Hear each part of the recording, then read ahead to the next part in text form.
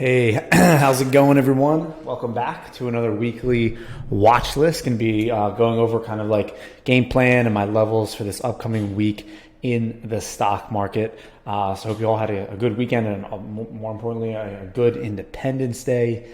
And I want to thank you guys so much for watching. For anyone that's watching the video, checking them out, and maybe using any of these levels, charting any of these levels, I appreciate you greatly, every single one of you. So let's get into it. First things first, I'll be covering SPY, QQQ, and IWM, as well as SPX. And every now and then with the watch list, I will show ES and NQ as well. But that's really only if I have some really strong supply and demand areas on those charts, which are a little bit harder to find when we're at all-time highs here, okay?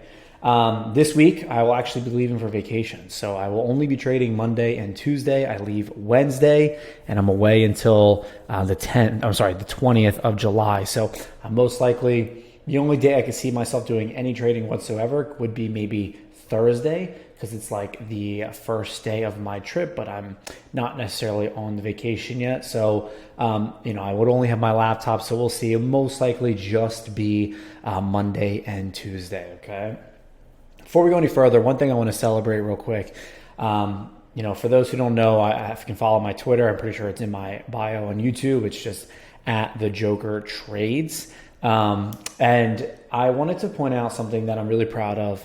And for those that maybe have been watching the videos since I started making them, which I started making them in about August or September of last year. So, it's coming up on a year of weekly watch lists almost, which is crazy.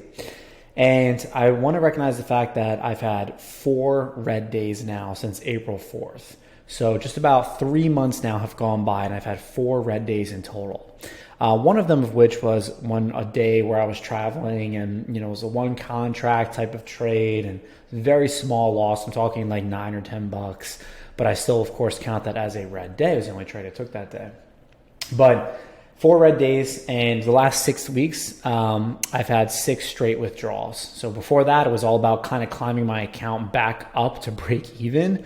And after being down about $1,000 on the account from the time that I reset it at the end of February to beginning of April.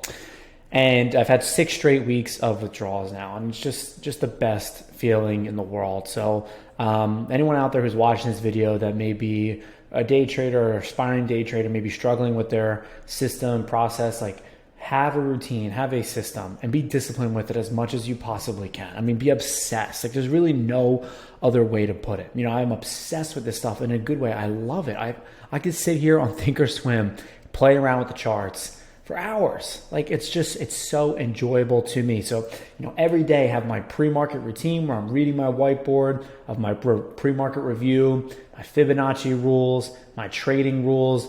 I'm making my plays for the day. I'm having my affirmations for the day.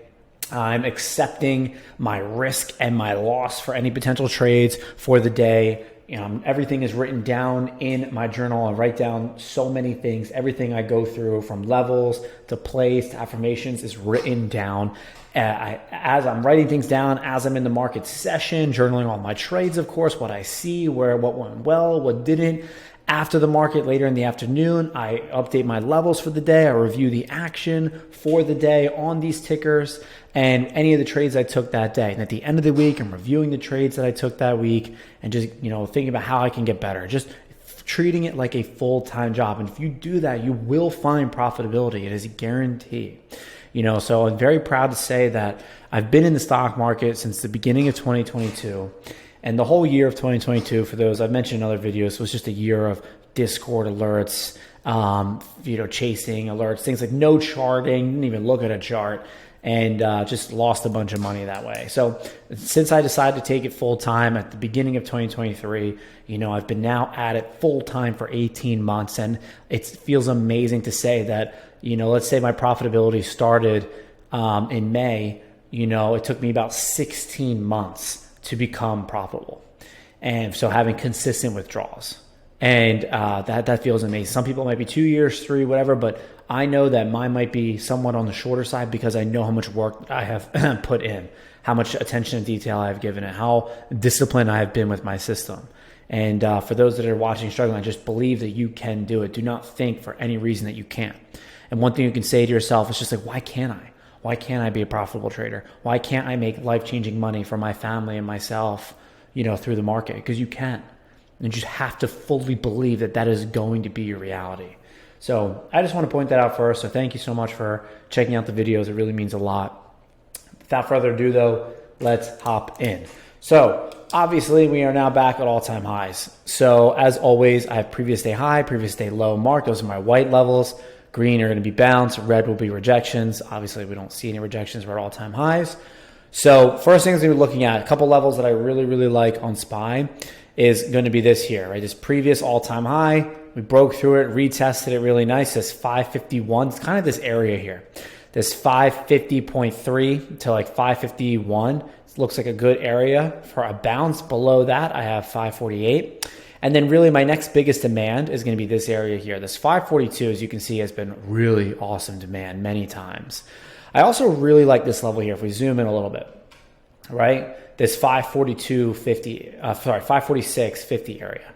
Rejected it, broke through, support, came back down, broke through it, retested it, rejected again a little bit, broke through, hasn't been retested again. But it's been a really good level, lots of wicks in that area.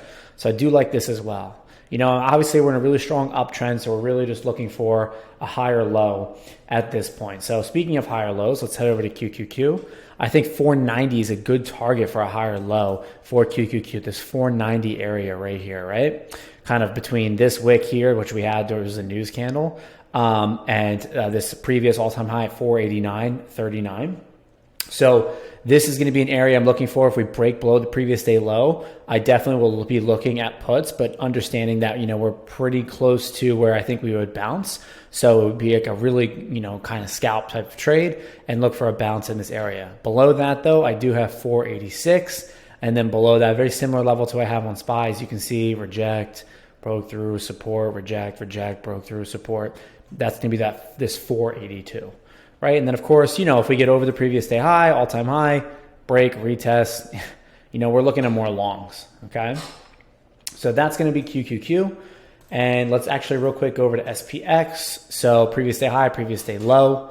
Down here, 5,500 below has been a really nice level right around that area. Below that, 54.47, but chances are we probably don't get down that low. And then I just have the next whole psych mark. Whenever we're at all-time high, I always just mark like the next whole psych number, right? Just 5,600. So, that could be an area where we see some rejection, or who knows, we just blast right through it. All right, lastly, IWM. So same thing as last week, still have this channel. We had this impulse move. We bounced the 61 fib perfectly. Still sucks I missed that trade. That would have been epic. Could have been a great swing as well. But we have this 4-hour channel we're still in. So, above previous day high, maybe us rejecting up here on this 204 area. Below the previous day low, I do have this support at this 198. 198, 199. Honestly, almost like 200. Yeah, 199, 198 has been really, really strong support on IWMs. You can see we bounced this channel as well. Below that, we still have that 61 fib if it gets down there again. But I do like above previous day high to this 203, top of the channel area. If we break below the previous day low, I have this 198 area as my next support. Quick thing on daily though. Daily looks like a little bit of a bull flag. We've had this little bit of an uptrend. It looks like just a little bit of a bull flag in here as well. So, we'll see what happens. I think it's likely that we get towards the top of this channel again rather than testing the bottom first. But we'll see. IWM has honestly just been, incredibly beaten down recently. Really low volume last week as well. Actually, wait, that makes sense. Forgot about the holiday. Let's actually check the weekly real quick on SPY and QQQ while we're at it. So low volume, massive pump. What do you know? Of course, just especially after the tweezer top that I went over last week as well. It's just this market it's fucking crazy, man. The same with QQQ. It's just like tweezer top, boom, we just fucking explode. So we'll see what happens this week. But that's gonna wrap it up. Again, almost a year at these watch lists, and if you've watched some of them, all of them, most of them, one of them, just know that I appreciate every single one of you. And like I said earlier, if you really do love this shit, just believe that you're going to figure it out. You're not going to stop until you do. Like, it's inevitable. You're going to figure it out. You're going to be profitable, and it's going to change your life. period. You don't know when it's going to be. You don't know how you're going to get there, but all you know is that it's going to happen. And that's the mindset that I've had. So thank you guys so much for watching. There will not be a weekly watch list next week as I will be on vacation. I wish you all the best 2 weeks in your trading and the best 2 weeks outside of the markets as well.